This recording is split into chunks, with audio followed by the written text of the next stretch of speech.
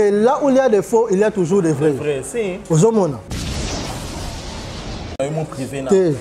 Église peut priver ça là, église des Arianzam. Seul bien privé c'est l'église en comme yanga. Parce que le nga faut ça na tendeko faut ça na langage mo clair. Kolobate ko za na église na ote. Loba l'œuvre du Seigneur ozo ko encadrer. Tout izarba mo ça cité Bethel. Autant l'église mo bo cité Bethel. Bon. Na ko loba noni ndeko.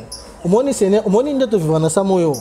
Nzamba sala kisa biso nyonso mutuka nem tazara zo bazara maele tibo eskisenga parfois na terme wana pour bible même lobi mon peuple périt maka connaissance na peso exemple mo omoni denzete nzete zo porter bonne fruit no zo porter bonne fruit ce que te mimi balo yo omona ngo à part wana ezale lo mo bat ba te kibo moto salaka omoni kibo moto e salaka. Je comprends makambo mona ke église moko ezala ki papa kufi ba pesi mona mon frère ezabo nzambete donc la pile langage clair cop na bango évitez apôtre Serge yebisanga nanu que représente le pasteur Denis Lessi pour nayo pasteur Denis Lessi azana te bon pour nanga papa Denis Lessi aza papa pour azana aja papa parce que le papa aza pasteur Denis Lessi amuta lelote quand même la porte Serge te ngana lobi papa Denis Lessi pour azana aja papa nanga do fana bengi papa nous boyongi papa Denis Lessi amukolo mais tu es pasteur Denis Lessi combo eza honorifique pour nayo ngana pasteur Denis Lessi mon frère oyeba pharisien na ba scribe ba benga ekolo Yesu mwana nzambe te ba benga le bango ekolo est-ce que ekolo c'est a forcer bango ba benga mwana nzambe mais ba obandimela ki kolo Yesu bandimaki message ba croire que mwana nzambe benga ki mwana nzambe pona benga papa Denis Lessi pas prophète il faut na croire rien na qualité prophète bo songa na zo mona na qualité prophète na benga prophète donc depuis ba papa Denis Lessi tilelo on dit magete na qualité ki pasteur wana te aza papa na na qualité musa nzambe te na mukata papa pe na papa na musa lela mona babilo kone le kaka o bato no mona kala ke no wana za munene na bonzambe grand na bonzambe po grand na bonzambe za na kolo Yesu mutazaka sipera mutu pa kolo Yesu azate siko bato na ndenga ki bomoto bato ba no mona ba ke pasteur wana we pasteur wana we mais lende ko na biso papa na nga Denis Lessi anotanga ba komona bango nga vraiment na pambola nzambe wena pambola nzambe po ni merci Seigneur parce que au permettre o lobelanga na monoko ya papa Denis Lessi to yeba bango susu ya bien les bénéfices ya biso ba na nzambe mais ce qu'on a bonjour et bienvenue à vous, très chers fidèles abonnés, très chers fidèles internautes. Vous qui êtes toujours connectés, branchés sur votre chaîne MD Pro TV. Hein? MD Pro TV, une chaîne YouTube pas comme les autres. Hein? Une chaîne YouTube qui vous informe en temps réel. Hein? Des gars à Tolobaka Bongo, tous les abonnés à l'émission pour les talents. Ils ont toujours pas à moquer chaud. Ou à Pessika Lelo, toujours le belabona, moko et parolier. Balobi.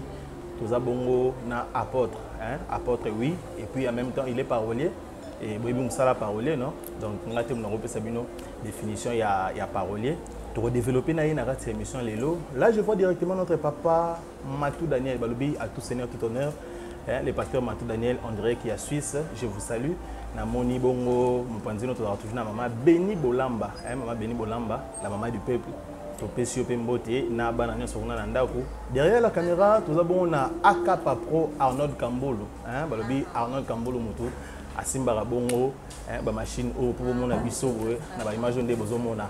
Directement dans le Lingamoto, je vais inviter Nabisso, comme Nabisibino, nous avons l'apôtre Serge de Jésus. Pourquoi Serge de Jésus? Là, je dis directement bonjour, bonne tard, bonsoir.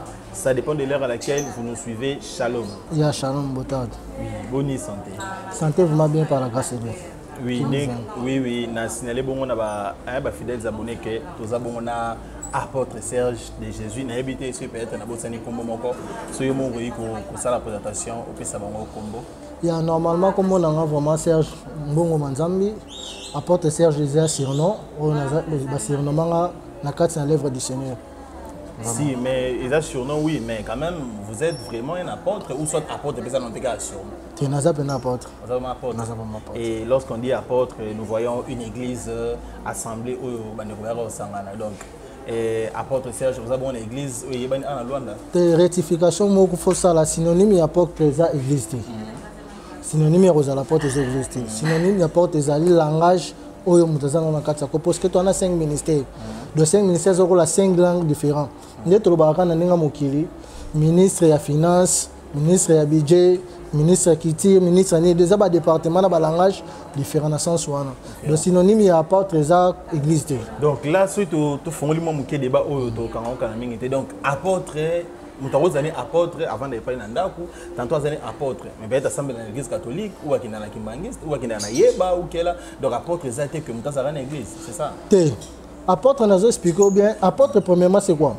Au moni eza esprit ozomona eza la loko moko le photo comprendre au moni l'œuvre du Seigneur eza makanisa mutote l'œuvre du Seigneur est fort à mutote l'œuvre du Seigneur eza maela mutote ozomona o comprendre ni même tous les frères na biso l'autre fois Saoul aujourd'hui Paul azaki na vie mo bande ko vivre bon vie no vie ezaki vie bien té mais lorsqu'il a reçu l'esprit du Seigneur ndakomaki parmi les apôtres par rapport à langage azokende or tous en 5 ministères tous en docteur tous en évangéliste si ko muto abi ba langage wana akova na 5 personnes aba ebisie ba qualité ya muto te mais par ça ba langage bango ba te o aza évangéliste te o docteur te o eboni de ça ba langage donc ce que bon la mukuse est que l'apôtre Serge azana église te mais azana place au assemblée là bon koloba azana église te c'est koloba ka azana église te oui c'est vrai église est mon privé na église peut privé zala église ezala nzambe so bi ya privé c'est église ngo komi yanga te en tout cas na habité dans linga na to to na ba déboté mais non mona forcément to lobela te tout fa no sigana tout fa no sigana parce que c'est bien que église privée zala raté église ezala nzambe papa mambo zo loba on habité soki na ba ndeko ba na biso na banda ko bazo ba he ko ba église privée zala église ezala nzambe na auto mona lelo oyo église ezala nzambe na ndenge so to yebi que mutu so lobi ACK to yebi que ACK ezala mutu kingani so to bi ministère amen to yebi que apôtre mutombo. Lorsque vous savez que l'église est batutée, l'église est nzambe. Aussi longtemps, nzambe oui, tu ressembles à nzambe. Mais mutoza wana, oh yaza respect, on peut le pour bien dans l'église. Ah frère Serge, je vais le souter. Ah ben dans l'église, c'est ça, tout le monde en haut. On va permettre ngala loba. Expliquez vraiment. Et là na so ngo. Na zolobela na bon sens l'église. Na ko pe ce exemple mo. To comme na ACK, ba komi ACK, mais sur la signification ACK, et la signification mo zolobela famille mukuna te. Assemblée chrétienne. Vous comprenez? ACK zolobela te que non ACK famille mukuna soki nani nani te. Et autant tant comme l'église mususu ministère amen. Sauf que la signification ministère amen et lobela te que non famille ya mutombo te. Vous comprenez? So ko tuni pasteur mukuno vena pasteur mukuno tuni a biso lèvre c'est lèvre du Seigneur. So ko tuni pasteur mutombo biso c'est lèvre du Seigneur. Ozomona donc ngana yebi que ça lèvre du Seigneur parce que bato ba ya ko sangana ona ba la pasteur mukuna te ba la pasteur mutombo te non pe na mona na prédication pasteur mukuna te lobi ngai mukuna bo sambela ngata lobela ka kolo yesu l'église ezaka ya mutu te ezaka privé ya mutu te église c'est l'œuvre du Seigneur. Ozomona l'église etikala kozela ya mutu te de ce que l'église est commis ya mutu yo moko comprendre que c'est mutala mosala na nzambe te. C'est ça, là nous sommes d'accord avec vous, l'église est l'œuvre du Seigneur mais auto monde lelo ya auto monde que lelo pasteur a ça envie a préparé déjà mon anaï le biton monde rozalaté tout le monde na cité Bethel tout en été hein le biton monde rozalaté direct le biton papa rozalaté directement mon azur élève de réel l'apôtre Serge bozana na église na yo tout ça vous avez préparé déjà merveille pembeni ngaskote ngafoza kana tendeko foza kana langage mo clair kolobate kozana église na oté loba l'œuvre du Seigneur ozo ko encadrer tout izarba mo isa dans la minute oyo apôtre Serge azana etonga moroté oyo za ko encadrer. Te nazongi sio nazo répondre des questions nazongi sio bona lobi boy koloba nanga te ke église na yo so ngo poser nga question loba église nzambe oza ko encadrer parce que même lelo so na bati l'œuvre du Seigneur est-ce que no benga bato na to sangana na kombo nanga eza na kombo nanga te osomona eza na kombo nanga te bato ba bato ba pour lukanga te po mutabiki sana mutu te mutabiki sana mutu za kolo yesu on bibelo bi Paul aloni Apollo sa rosé mutu faire quoi te ya kolo yesu yo so mona mutabiki mutu na kombo na te sikoyo. Et là, on par rapport au PC exemple, autant l'église cité Bethel. Autant l'église cité Bethel. Bon. Nakolo banoni, ndeko. Omoni Seigneur, omoni ndeto vivana sa moyo. Nzamba sala kisa biso nyonso. Mutuka nemta zarazo bazara maele. Tibo ce qui c'est parfois na terme wana. Pour bible même lobi, mon peuple périt, maka connaissance. Na ce exemple mo. Omoni denzete. Nzete zo porter bonne fruit, nous porter bonne fruit. Ce que tu mis balo yo monango. À part wana, ezale lo mo bat ba te ki bo moto salaka. Omoni ki bo moto e salaka. Ce que makambo mona ke église moko ezalaki papa kufi ba pesi mwana na mon frère ezabo nzambete ezaki bomoto donc na pile langage clair cop na bango déjà cop famille na bango bazuke longa kolo subati des églises nzambete. Oui, mais na muku c'est parce que on était aïma sujet na bisa lelo, mais na muku c'est trop ba que makambo no lobi tozomona ngoya trop na église surtout na Congo. Donc l'exemple c'était c'était lelo bobi la porte à mons mbi na kufa kuduté, mais déjà moi na azo relève tout le monde on a ba église belé. Surtout que na message tout le monde qui ngo et pas pasteur Barouti abi azu pension m'a préparé déjà Junior Barout à présenter Junior Barout hier on t'a dit na œuvre parce que l'autre bon tolo bandé mon frère non marché ba monter ozomona non marché ba monter za cop na ye non marché ba monter za cop na ye tala omoni na zo relo mo na baka to saka blague na maka mususu omoni ngelo na boyela ngo blague ya mama nzambe pene na lingela ngo blague te pour ceux qui n'ont vivre souffle de vie na za ngo nzambe muta permettre na vivre lelo na sala accidenté na za na hôpital te za mambulu nzambe ozomona sikona ko linga te bunzambe na pesa exemple mo obi eloko sala ka bande kona biso ya lelo bande kona biso to benga ka lelo ba chrétien ezaki fanatisme ki fanatisme eza makasi ba bossa na lelo mo muta ko ki oza fanatique mutu te donc mutu ifatela ka kolo yesala ndela ka kolo si lelo ba koma fanatique bato au moins na kacha mutu ko porter esprit ya nzambe ndenge meki bo mutu sala ka na pesa exemple Abraham azaki na promesse nzambe apese mwana mais obi kala ndem ngonga mwasi na alanda pe na ngonga sakala mso obota na hote na moment to lo ba Abraham aseni abimina libanda ya tozi l'homme intègre Job passe les kimi Job abandi ko modi mkola bota maki or c'était le plan de Dieu qui soit si c'était deux autres combat que faiblesse mais même ikolo Yesu sur la quoi lobi Seigneur on peut épargner mais toutefois ta volonté soit faite ozomona parce que beaucoup les sous bible zobani nebi beaucoup viendra par mon nom s'il est possible ndeko ce que là balobi beaucoup ça plié beaucoup mais là Seigneur Zaba langage monsieur Seigneur Zababi et langeza munene basali bazamuke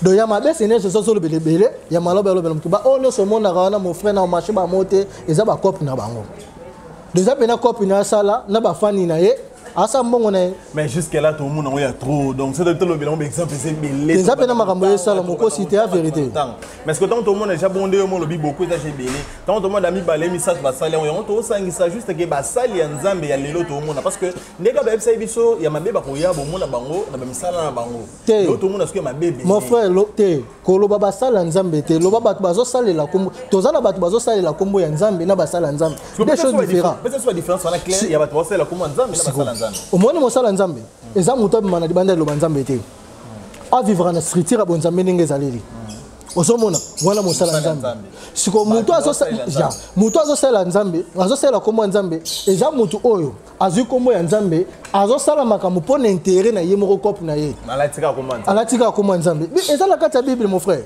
oyi makambo so esalami te seke nzambe amalokuta donc makambo fo esala nini makambo fo ezala kaka po nzambe azamuta lokuta te on nzambe lobengo kokisama na pesa exemple mo tolo belaka makambo ya église ngambo to bela ba église au mona leo na kati ya ba église pasteur titulaire to bengi visionnaire pasteur titulaire aza visionnaire na ba pasteur adjoint o balandi ozomona pasteur visionnaire pasteur titulaire ami bengi visionnaire na ba pasteur adjoint o balandi mais so sota na kati ya église wana au mona pasteur ami benga titulaire visionnaire azalaka na vie ya bien bandako kitoko baramino so kitoko mais bato balandi ba pasteur ko balandi o baza ba jone ba vile bongo za kana déséquilibre donc yesa sara neni soki ba di me kotina ba offrande a yesa sara ni afuta ka bango po baza ba sali na ye ozomona mais on a vraie réalité na bonzambe e ko za la bongo te na pesa exemple mo papa botingana yo mona liboso papa azana projet otonganda nanyo papa akola sa plan ya otonganda eza mona liboso so papa ola kiso poani po olandela ngo po ozala exemplaire ka baleki ezala ka bongo bon exemple soki papa mage papa la kisa ko plan ngi tongi ndako tongami siko papa kufi so to teba locataire na ndako wana yo no zombongo ndo kanisela biso te quand répondre à la question on nous ambongo no cancela biso c'est compliqué te on répond on nous ambongo no cancela biso c'est la même chose avec l'église donc muto nzamba etabisaka mutali boso eza po banda marche musala na nzamba resistaka ba misusu pour continuer l'œuvre du Seigneur mais la vraie réalité bangolo so ba na même droit. Mais c'est comme si tu as dit que tu la radio, tu fais la radio, tu as fait un sac, tu as fait un bande sac. Na rolinga fa peut-être exemple clair pour te comprendre. Basali ya nzambe ndo lobi ya solo na ba oyo bazo sala makambo bazuka comme nzambe bachi. Peut-être que tu as un exemple moko ingesa clair pour ba ko na peut comprendre. Ndeko omoni facilité à comprendre makambo na pe soka conseil moko. Prière mingi nzambe senga nzamba cha molimo ne kati na. Moso za molimo nzambe kati na. Mon frère, oh, c'est compliqué, notre monde, on peut pas enseigner Moussa Nzambe. Pour Molimo Nzambe, à quoi enseigner clairement la différence. Mais à part notre Molimo Nzambe, à part notre Molimo Nzambe, soit quelqu'un a la sagesse, même on Nzamba, on comprend la différence. On comprend la différence par rapport à l'écriture. Na malobo kolo esa lobela biso. Deux ans ma kamebo manarate. Do yo mo pena ko ta tende ko yete. O pena kopi na ye. Évitez, apôtre Serge. Que représente le pasteur Denis Lessi pour nous? Pasteur Denis Lessi c'est bon pour nous papa Denis Lessi. Aza papa pour aza aja papa. Parce que le papa, aza pasteur Denis Lessi a monté l'éloté quand même la porte de Serge. T'es ngana le papa Denis Lessi pour aza aja papa na ngado fana bengi papa.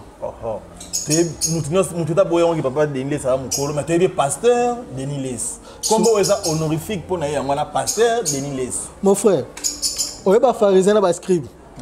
Babenga ekolo yesu mwana nzambe te babenga le bango ekolo est-ce que ekolo c'est a forcer bango babenga mwana nzambe mais ba o bandimela ki ekolo yesu bandima ki message ba croire que mwana nzambe babenga ki mwana nzambe pona benga papa Denis Lessi pas prophète il faut na quoi rien na qualité prophète bo songa na zomone la qualité prophète na benga prophète donc depuis papa Denis Lessi tilelo on dit que na qualité qui pasteur te aza papa na la qualité musa nzambe te na qualité papa pena papa na musa mais non qu'est-ce que vous reprochez pas pasteur Denis parce que quand on benga pasteur to benga papa parce que ana qualité qui pasteur est-ce que pour na yo ils nous reproché pas papa Denis te bon ko moni balobakani babi mukolo azalaka na torte mukolo a raison donc pour na loba mingi siré faut na za ba réserve parce que aza papa ozomona faut respect wana ezala kati nanga mais eza lokola nazo pesa ye conseil tant que moi na pesa papa na ye ozomona parce que tout monde rappelle moi na ko mona mabe moko boye eza moi na lijaka papa te mais atali sara papa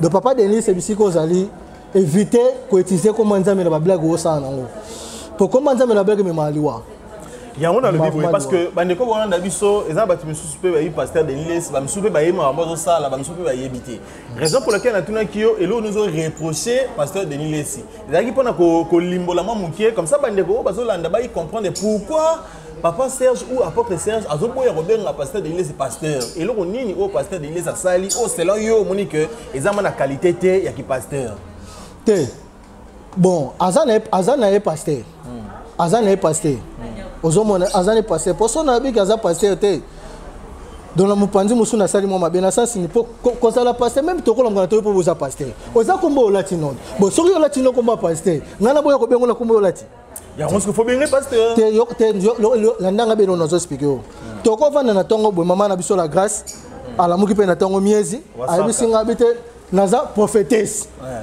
donc prophétesse kobenga mutu prophétesse eza problème te mais lo ka plus important est-ce que azan esprit il y a prophète c'est que plus important oh comme benga pasteur mais lo ka plus important est-ce que azan esprit ya pasteur oh là ton esprit la pasteur c'est l'esprit de Dieu ozomona est-ce que azan esprit wana siko soka mi bengi pasteur eza ngo mabete mi bengi pasteur mais est-ce que azan esprit ya nzambe place problème eza wana parce que bon nzambe et reposera na sagesse à mutu te bon nzambe c'est l'esprit Dieu est esprit, incarnation na corps ya mutu, l'esprit de Dieu m'te agisaka. Dans le sens où on a lobby na qualité wana pas nanga aza papa aza mosai nzambe. Est-ce que c'est au limbo li na mambo lobby bongo na éviter le bagi bano babotami lelo, hein? Biso so batakala to ebi que pasteur Denis ça sala ba démonstration danger. Pasteur Denis c'est parti banda quoi, tela biso ba te ba ma ba kopo likola TV, zonzondo, tchakopo likola TV mais le robika. Ba sala ya ngobe ba so ba témoignage. To yebi moi ba biloko oya sala ma onction au pasteur Denis ça sala lango. D'ailleurs tout dernièrement notre solanda na émission ya Biwan et papa Mimo alobi que azo préparer numéro 6 2021. On vient la mission maman mouchoir le souté Babi pour Mikolo va écrire comme un plasma, donc il va écrire comme un plan, tu as sous moi, tu as coupé le TV Zate, parce que délai ça le dit, a changé ma solo. Parce que yo so boya ke, a la qualité on a dit. Hein? Te so peno kola na Congo, peno kola na Congo. Ba démonstration mon ngo belé pe papa e dingwe ba kabo s'il te plaît na lobi so peno kola na Congo. Na kini li souvent président ndako kola na Congo mais donc kuna na ki fondo so yo. Soko za pena kinoa. Ba démonstration to mon ngo belé. Ba papa na biso kabo ba papa na biso dingwe to mona ba démonstration. Ndeko moni Satan a ça la démonstration. Oye poani parce que pouvoir au Satan ça la nonza mais non m'taper ça. Est-ce que vous comprenez? De pouvoir, n'a pas ce exemple. Autant dans la Bible, tout le monde que Moïse devant un magicien Pharaon, ma bois qui peut banioka. Mais moi, ça quelle différence c'est ça qui Moïse là bois qui nioka peut cette différence. Ça t'a passé à la démonstration. Aux hommes, personne qui déjà m'taba préparé numéro. Ah, tu es bien qui ni papa n'a besoin de te comment n'a pas mon numéro asika. Il faut comprendre les. M'taba préparé numéro. Mais yo zo connait ko bengi mosala nzambe. Donc m'taba préparé numéro. Ndeko to ça sérieux ko. Est-ce que miracle le bi que ça miracle le lobby? Bah tu belé bah c'est pas ça l'anza mais belé le bah il papa d'Inglés parce que papa d'Inglés ça va y vérité to liaki besoin to kindaki ki ngaka ti to liaki to zaiba mbonga campagne marambo parce que d'Inglés ça le baki ya ngole le sali ki ba pasteur belé ba c'est pela na été pour le baki vérité pour le ko wanga na eza nango te que d'Inglés ça le baki vérité te eza que sote que d'Inglés ça te nzambe nda sali biso grâce alobi si vérité pour bana na nzambe o balandaka ba sentiment wana ba ba batuni balandaka au moins ça moi muto tiko leba muto mais ça mabe moko boyete o bo manaka seko na seko sans poteza à révéler au moins nga la mona babilo connaît les kaka o bato no mona kala ke no wana za munene na bonzambe grand na bonzambe po grand na bonzambe za na okolo yesu muto za kasipera muto pa kolo yesu azate siko bato na ndenga ki bo moto bato ba no mona ba ke pasteur wana mais l'ende ko na biso papa na nga denile sa notanga ba komona bango nga vraiment na pambola nzambe o na pambola nzambe po ani merci c'est parce que au permettre o lobelanga na monoko ya papa denile c'est toye babango susu bien les bénéfices y a biso ba na nzambe mais ce qu'on a vu boy apporte Serge to pour ça vraiment soki yomoro pena ba biso na niveau Congo tangela biso ra juste trois papa oyebi que non openaza apôtre ya solo openaza pasteur à solo openaza évangéliste à solo bon trois kaka ce qu'on a na zangana pour moi na vie nanga na ngolobela makambo mingi za bomoto nanga te nakima ngopwani parce que na samo mutaiba mutu te po mutaiba mutu na révélation faut nous avoir révélé on a copié ce exemple mobo oyeba que prophète Elia benga animwa sabakwiti ce que talaka grandeur wana benga animwa sabakwiti pwani mutaiba mutu te ozomona po yeba ke ezaki kwiti te fa za révéler ezaki passa kozomona donc nakoki koloba makambo te po na sentiment te ozomona donc nazana toi non na kotanga te po nzama révéler ngelo te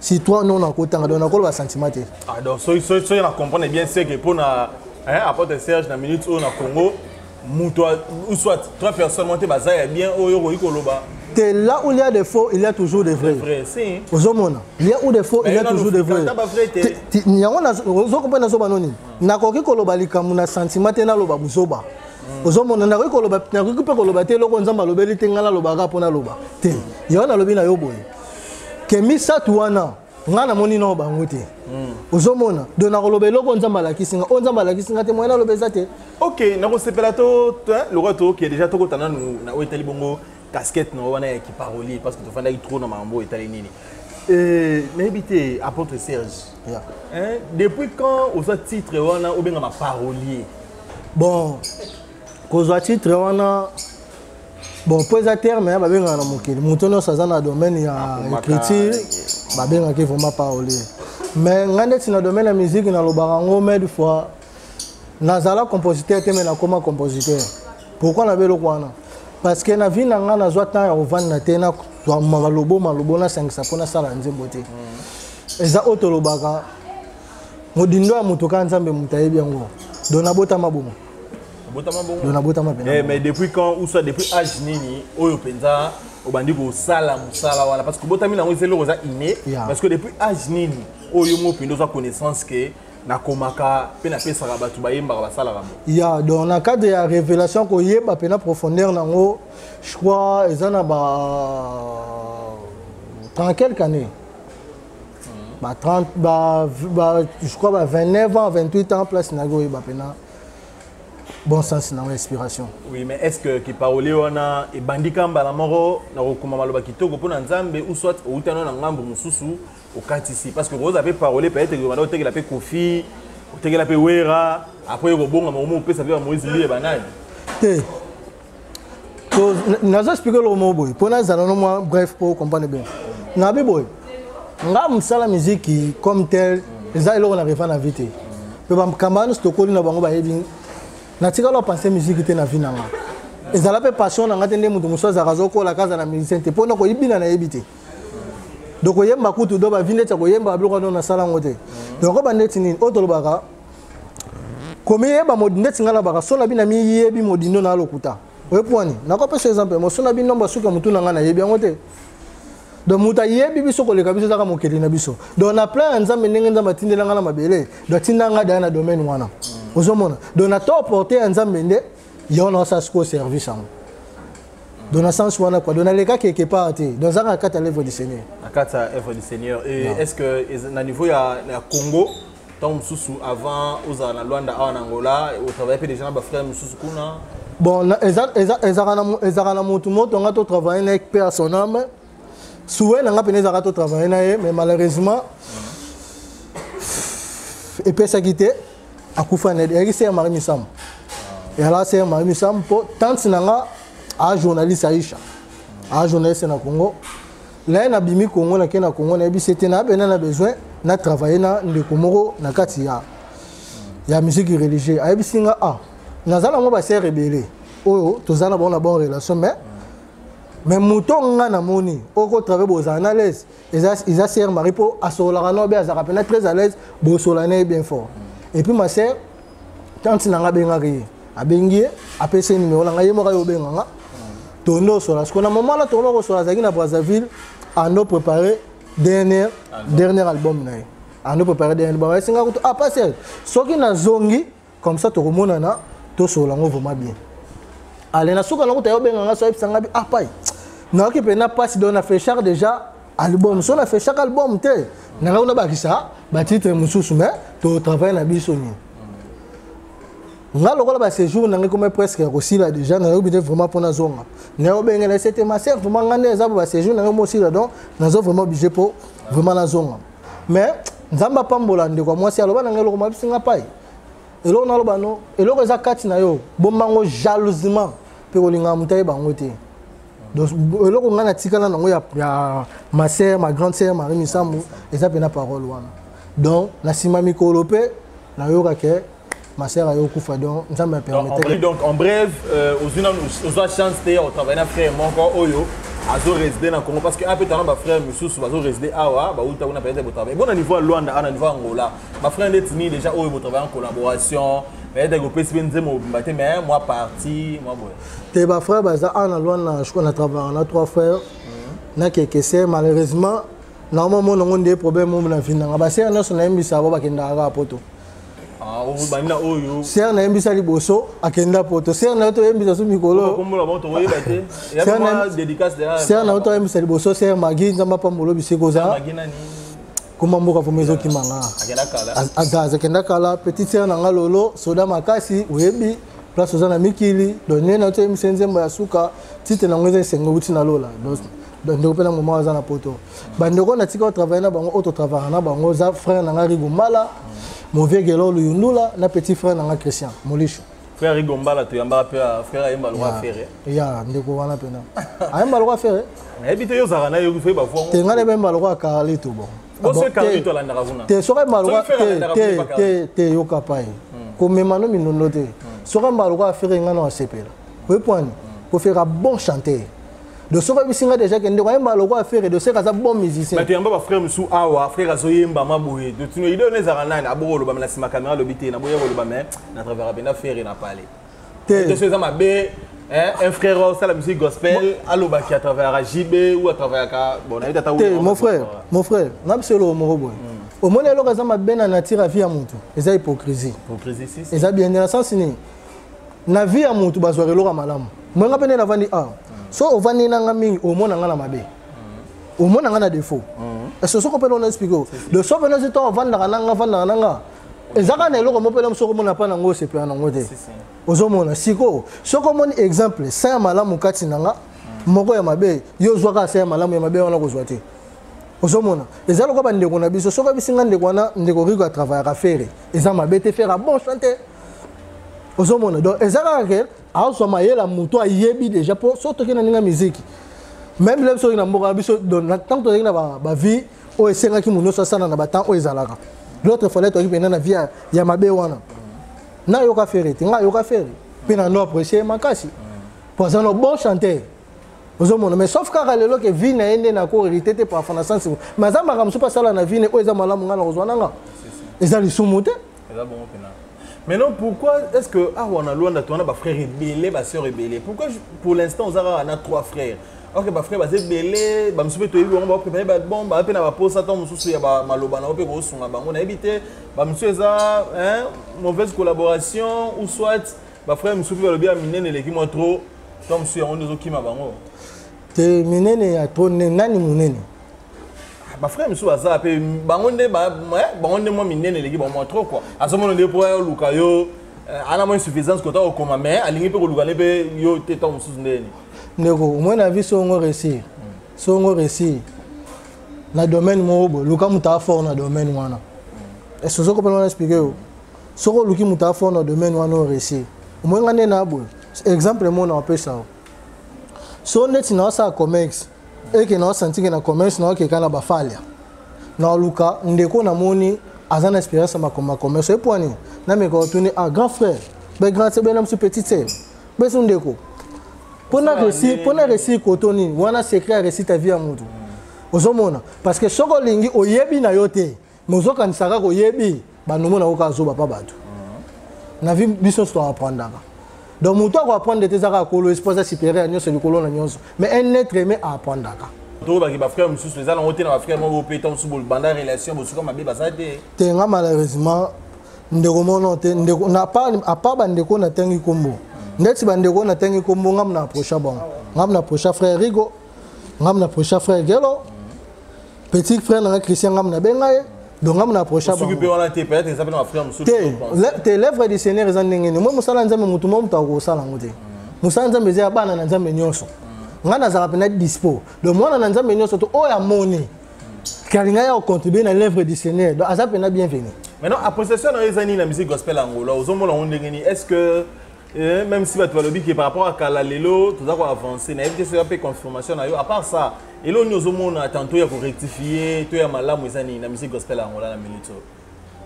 Bon, musique eza nango normal. Musique eza nango bandeko ba yemba na baba beta na bango. Eza nango normal. Et là eza plus important mutebelo ko sala. Ozomona, mutu fa belo ko sala. Pe ba discipline mususu mutu yemo ka fasenga azana nango. Et là eza plus important. Maintenant au niveau ya Angola awa ba frère to ba sœur ni oyo yebi ba zape ba parolier to ba komara bien. O penzo yebi que sœur oyo ba komelaka yi ba to apesa ka. Te sœur oyo benato frère oyo yemo ka komaka. Hein, na invité na sûr le rose dans le monde il faut y ba quand même. So ça peut na ba muso pour après ça non muto akomara bien, muto ayemba bien akomara bien te ka bon. Te net ngana sepela non na frère Golula akomara bien. Akomara bien ba sepela pasteur Jeff akomara bien na sepela na frère Mala Rigo Mala akomara bien ba na sepela na frère Gelo akomara bien petit frère Christian akomara bien ba bien. Donc na senti ko tangi no kaka ma bato za na bango ko bato to travailler na bango tangi bango pe sous. Mais ok, tu as bien un frère qui a habité. Ce qu'on dit, au moins, il que ce qu'on bêtise solo, tu évites le babousoba. Non, ça a une question. Est-ce que au Yébito, au Yoka déjà musique ou soit au fréquentait déjà frère Isaac Vemba? Tu non la fréquenté. Au Yoka musique n'est. Tu n'as pas compris. Tu es bien Tu n'es bien pété. Nous avons un loin. Ah, maman, ils ont dingue hein. Tu Zela. Zela c'est le mot. Comme mes mango, n'est-ce pas mes mango te. Ndeko zaki vomba place aux anapesi vraiment moté. Malgré bien été. Tes ana expliqué. Malgré bien. Yoka, na pesi moté parce que tant ndongo tangi de job za musique chrétienne. Dans un frère nanga, pour biso to travers l'œuvre du Seigneur. Dans un ndeko nanga kata bonzambi. Biologie même za ya santé mais ça déjà frère nanga pour biso to ba na nzambi. Ce qu'on a comme le mo ndeko. Obelo ka za bien la vie à mutu, loba marambo yebi. Est-ce que vous comprenez? Si qu'on est ndeko, non nanga nanga musique nité. Exemple, na zo bana mama solo. na musique n'était na yebi été parce que soki na lobeli kamoko eza ndenge za bongo te place ya vandi au moins ta mona ngam talokuta mais est-ce que le comme Srinzani frère Isaac Vemba topesio ba mbote place ozali aza frère oyo hein place to za oyo na mboka oyo Angola Luanda na minute oyo frère Isaac Vemba muto abita lisolo te parce que na ebité ata maraville ya hôtel abiso wana to na ebité so la ndakate ba TPA ba TV Zim ba chaîne nyonso oyo ebetaka bato ba samamba awa asala ba live ba mambe bele ba promotion bele na écran na ebité siko ko loba que yum to sala musala ngo oyebi frère Isaac Vemba te aussi longtemps parmi bato travana bango frère Rigombala za moko ya bato pe africantaka frère Isaac Vemba mais jusqu'au lobi que oyebi été ko loba que oyeba été wana en tout cas et sonnez-moi bien te ce que c'est que na c'est pelaka na monde de kolongo ça sanga lisumu obolongo sesa ngali sompo olongo tindanga na kosa donc na yebi mutu te mais yozo tindanga na kosa ke na yebi non ça lisumu wana te na yebi te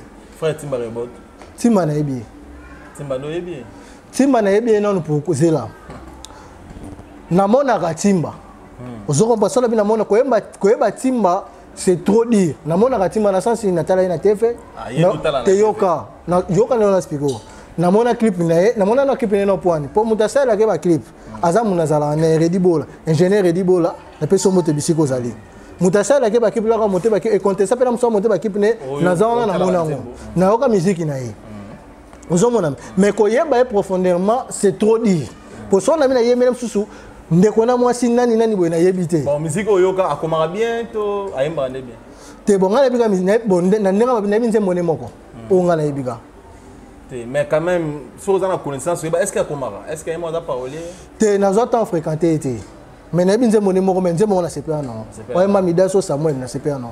Oui, c'est ça. Donc, au niveau de Luanda, Angola, bon, au niveau Congo, frère Moïse Mbi, est-ce que pasteur, à pasteur, évangéliste, je crois pasteur, Moïse Mbi, a parolier, à Komara bien? Bon, na yebite bon, na toloba za parole parce que so tangi ba titre banzembo ba komara Moïse Mbi auteur compositeur. Donc so dam tete auteur compositeur c'est que ça y. Le roi peut enseigner betara, on sait ka komara bien. Yo na zolo baté na biboye. So des gens moni ba komi auteur compositeur Moïse Mbi, donc c'est que nzembo ça y. Donc c'est ka auteur compositeur. Ah na droit d'auteur. Donc na yebi a bon chanteur na yebi vraiment. Ah oui, à komara bien. Ah bon chanteur. Ah bon chanteur. Apôtre Serge, j'ai ce dollar pour mon pasteur Moïse Mbi, à comment bien? Ah bon chanteur. Donc on va bon chanteur. Il y a une autre question dans ça, à comment bien? Parce que bien qu'il y a au monde bien, dans le monde auteur, compositeur Moïse Mbi. Frère Mbi. Et dans le monde et bête à Namboka ou Tangola ou Routougoulbaté Moïse Mbi, ça a combo macaque. Frère Mbi, so bazu parmi 5 chanteurs à Congo na gospel. Pour nanga. So na tia liboso ta cause ami ba na ona sepela na yembeli na. Non, tant que la biso na nous 5 personnes quand nous lobby. 5 personnes en musique gospel Angola et à Congo oyo oyebi ki ba yemba bien. Guilemizwa. Moïse Mbi Magakufa, Moïse Mbi. Te. Azalaki bon. Taza moto na apprécier yembeli na ye. O sepela na Angola. Biso le roi azali tanga biso ba vivant. Yoka na biso le moko. Imuta kufa mes lèvres ne kufa tinga na yoka keti. Ya. Ndeko Guilemizwa, Moïse Mbi, Mike Kalambai.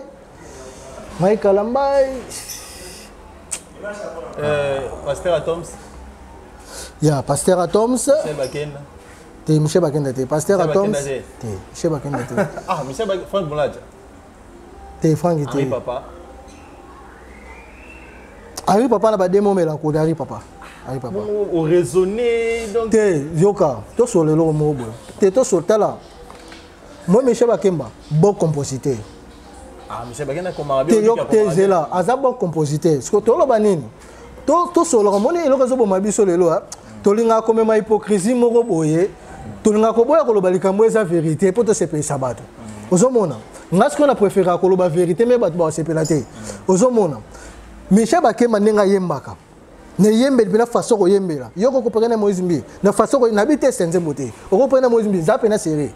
On a oublié. Donc, c'est au zone qui est compositeur, c'est que numéro 1, Michel Bakenda komara bien. Parce que quand on Moïse Mbi, bon chanteur. On va être compositeur. On va être bon chanteur.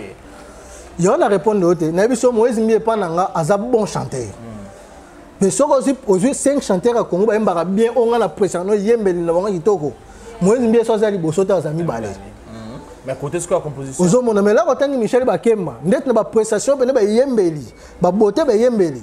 Na mona ngo pa Moïse Mbie. Mais n'habite que Michel Bakemba a font chanter té. Mais les sentiments yembeli. Ozo mona même yo ngo zabi ke ba question za yo. Ba réponse za mais on a posé pe na question lo bango ya motema mola pour les beaux chrétiens lo bango la vérité. Et yembeli Moïse Mbie na Michel Bakemba. Na prestation yembeli pour Spirane. Mais est-ce que réponse on ba to pe serana banda. Bon on va libosa quand même ba to bolanda. Malheureusement bon répondre. Pour te citer vraiment, vous avez place sur un compositeur 5 meilleurs compositeurs na Congo. Baba Komara bien. Bon. Oso yoki nzembo pendo yoki parole, ça va. Soki na ba oba Komara bien et rozala moi pas si pona nga pona yebite yemta komaki to ba pesa ki. Na yo mo lo bien a kende to na auteur compositeur mutunya seki yemta komolo. Bon na sens lo belu wana. Michel Bakemba na ba jeune, Michel Bakemba na ba testa bien. Michel Bakemba na ba testa bien. Groupe Gaël Kouto qui était pour bon sur ba test déjà ça va. Bah ça la forme ça. École d'adoration tamé ça va de côté to qui tous opini ba qui na ba solité. Michel Bakemba maman nanga ndeko nanga mwasi Serlo Mongo. Ah ba bel test Serlo Mongo. Ba misu vraiment ba komo ekimi mais ça vraiment bien. Yum to zara na monde ba komo ekimi. Té mon frère ba komo bien. Donc sur na tanga ya monde musu. Surtout net aussi ni Esther Akawa. Bon ce que va sero to yo lelo oyo soki nzambe kamata bizu. Do musuko to yo muso emba nini oyo o soki na lobelo ndenge nini soki ndenge nini donc ba benga nzambe na ba terme moko boye soki zala poser soki zala calme donc ba terme mo bebimi banzemo mo belo ba sero lo ba sala kini kuna na ete sozo landa ngo ba manka composition to ba stratégie te ama éducation. Éducation, il peut s'occuper de ça, mal éduqué. Mais c'est ça, tu as un manque d'éducation. Zato sola. Tout sur le mot clair. Aux opposés, on a des questions pour répondre aux autres. Il y a un manque d'éducation. Il y a un manque d'éducation. Donner l'honneur, c'est qui mérite l'honneur. La gloire, c'est qui mérite la gloire. Vous comprenez? Surtout sur le mot. Papa a bâti. Net exemple, on a papa et frère. Ben papa ya ndeko nanga mwasi la grâce. Papa yo, zelanga non wana. Papa yo papa pesa ngelo wana. So est-ce que ndeko ya mwasi soka vanda kina benga papa yo pesa ngelo wana abalangani. Elo ni ndeko na mwasi abalanga. Ndeko mbala éduqué. Est-ce que vous comprenez on a expliqué? Nazo critiquer mutu na bana eloko eza kete. Nazaka na mauvais souvenir mon na vie na nga me bandeko nanga bavandi nanga. On a travaillé na musique. Ba olobelo kwana. Et là, quand on a regretté na banzembo, na sala erreur mo pe na sengela ngo pardon. Otobara, ceux qui ont commettre erreur, on peut comprendre erreur, faut ça ni au réparango. Et ça je crois on a 2 ou 3 chansons. Bandeko le ba na pesi ba test bandeko ba yemba ngo yo. Ba tchape na tema yo na nzembo. To enregistrer kango déjà. Na ka page na motema. Ozomona bandeko nanga baza ba biso. Na ka pena page na motema. Mais na sima banzembo wana nyoso otika omona na nzembo ngonde place yo ya ali. Na vatsa pena na biso bango moni. Leto que n'a pas recevoir biso c'est pas ça biso Seigneur Jésus to recevoir baba recevoir Seigneur Jésus Seigneur est sauvé. Seigneur est sauvé. Là yo continue tina armée. Balakisi yo général. Même comme Christophe Obani, général Christophe. Donc Seigneur Jésus c'est notre Seigneur na biso. Donc na ko sa kanze moment to yo Yesu, yo bo te manque respect, manque éducation. Donc ba sœur wana donc il faut pas revoir ba texte na bango.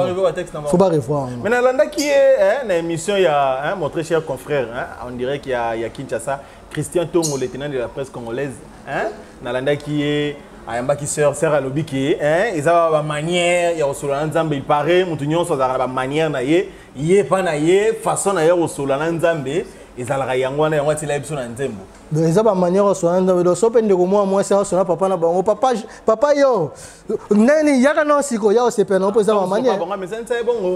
Ya manque d'éducation. Ya manque d'éducation. Ah ouais. Ya manque d'éducation. Oui, mais tout à l'heure, on a plaisir, il y a on a apôtre Serge de Jésus, je crois. Vous aussi, à partir de Banda Unabino, vous avez aimé cette émission. Na rolinga peu bozo ba contact ya apôtre Serge Yom toza so wapi na poto wapi na Canada, Amérique, Asie. Frère Serge Azalia wa do so petit contact atana ndinga privé na ndinga WhatsApp kara. Alors nous communiquons peu banzembo peu bani tout ça ba conseil peu bandoya. Puis ça ba contact na yo ba page Facebook tout ça vraiment na pesi mbote na bana nzambe partout na 4 komoni bisika boza basali na nzambe vraiment ba o ba koma ki faible nzamba soutenir bino na musala na ye ba o pe ba zana bezo ba problème moko nzamba résoudre ngo ya mutu ya plus mingi ngo wana ndeko surtout waza chantre oya Monique nako participer na l'œuvre du Seigneur pour nous soutenir ka l'œuvre du Seigneur ou bien azana album azo préciser parfois même surtout test nini vraiment na dispo pour eza musala nzambe pesa sans condition eza na ngote ke note sona ke pas frère na tenga te ka nzembo te ya pena sans condition na peso pena te c'est souci na ngeza kaka o sa l'œuvre du Seigneur souci na ngeza ka kombo ya kolo eso ekumbama donc numéro contact na ngeza ali 0 plus 244 933 140 344 0 plus 244 943 56 42 63 donc sur bengo zono pe nanga mo très à l'aise Facebook na ngezali AP Serge de Jésus AP Serge de Jésus en AP majuscule Serge de Jésus je pas contact avec moi vraiment. Grand plaisir était pour nous de savoir que vous étiez très nombreux devant vos téléphones, devant vos ordinateurs, devant vos télévisions pour Rolanda Bisso, derrière le bagui MD Pro TV. Il y a bien ça. Je crois que vous avez aimé cette émission. Bongo na apôtre Serge de Jésus. Et là, nous remercions derrière la caméra, tout à l'heure, on a Akapa Pro Arnold Kamboulou. Arnold Kamboulou, Akapa Pro. On va la zosa ma caméra, mais attention, Lougaraï. Attention, Lougaraï, donc il n'a pas beaucoup de thé dans ce mère n'a pas parlé, comme ça, Zouate. Namoni Bongo, tout à l'heure, on a Maravilia. Maravilia Fatima Mayala Mavika. Maravilia Fatima Mayala Mavika. Balobi azalaki wana mutu mo ba coacher balobi des longues jambes na nenga ba bete quoi na nenga bien Maravilia Fatima Mayala Mavika en tout cas zala toujours wana pembeni ya et osala moi ça va mingi na pesi mo mbote na merveille nyezu wasaka balobi merveille nyezu wasaka wana ba depuis banzala ifasi ko wana ibabiso ensemble. Nous remercions les responsables numéro 1. Il y a MD Pro, le pasteur Matou Daniel, on dirait que Suisse. Maman Béni Bolamba, on beauté. Je souhaite une heureuse fête d'anniversaire na Godlive Quebs. Godlive Quebs, balobi moi la moi si moko azaranaka ista, ba ingénieur. L'ingénieur Godlive Quebs. Joyeux anniversaire à toi, na bi que bamboula oyo pour ça na oyo et oyo maramba bien. Godlive Quebs, balobi il y a bien Ezali. Tu peux savoir bon en tout cas bon s'abonner toujours na page na biso ya na chaîne na biso ya MD Pro TV. Balobi Ivitop la congolaise Ivitop la congolaise papa Matou Daniel Ivitop la congolaise on a ba seka na si papa yo mo yebi ma seka Ivitop la congolaise balobi ça va toujours wana na pesio ba mote belé balobi so lozaka na noda to kembara na samo ya Afrique choisate donc restez toujours branchés sur votre chaîne MD Pro TV balobi il y a bien zali bye bye.